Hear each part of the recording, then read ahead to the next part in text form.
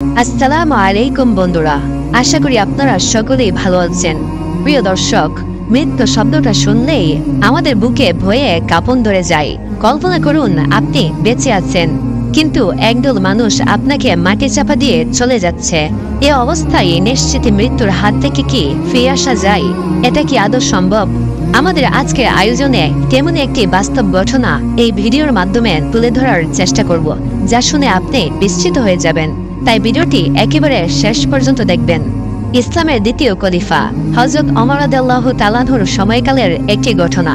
একদিন ওমর রাদিয়াল্লাহু তাআলা আনহু তার প্রজাদের অবস্থা দেখার জন্য বেরিয়েছিলেন। এমন সময় তিনি দেখতে পেলেন একটি লোক তার ছেলেকে কাঁধে করে নিয়ে কোথাও যাচ্ছে।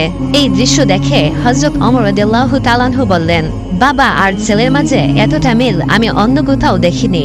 হযরত ওমর রাদিয়াল্লাহু তাআলা আনহুর কথা শুনে তখন লোকটি বলল, জেনে রাখুন আল্লাহর শপথ, তার মা মৃত অবস্থায় তাকে প্রসব করেছে। লোকটির কথা শুনে হযরত ওমর রাদিয়াল্লাহু তাআলা আনহু যেন আকাশ থেকে পড়লেন। তিনি আশ্চর্য হয়ে লোকটিকে জিজ্ঞাসা করলেন, কি করে সম্ভব?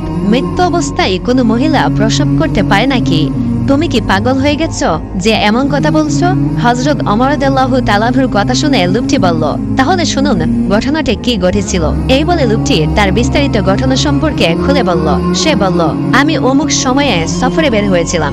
তখন আমার স্ত্রী গর্ভবতী ছিল। যাওয়ার সময় আমি তাকে বলেছি, তোমার পেটে যে সন্তান আছে তা আমি আল্লাহর কাছে গচ্ছিত রাখলাম। এই বলে আমি সফরে চলে গেলাম। বেশ কয়েক মাস অতিবাহিত হওয়ার পর আমি সফর থেকে ফিরে এলাম।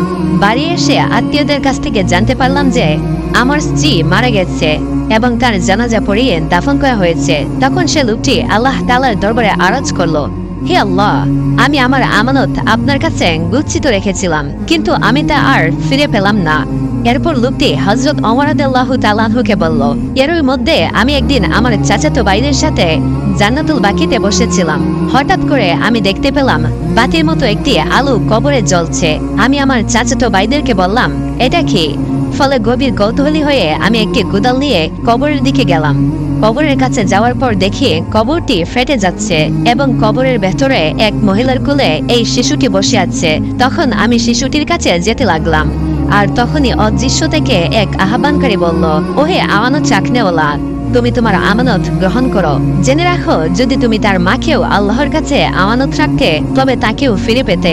তখন আমি শিশুটিকে কোলে তুলে নিলাম। তার পরক্ষণেই কবর আবার মিলিত হয়ে গেল।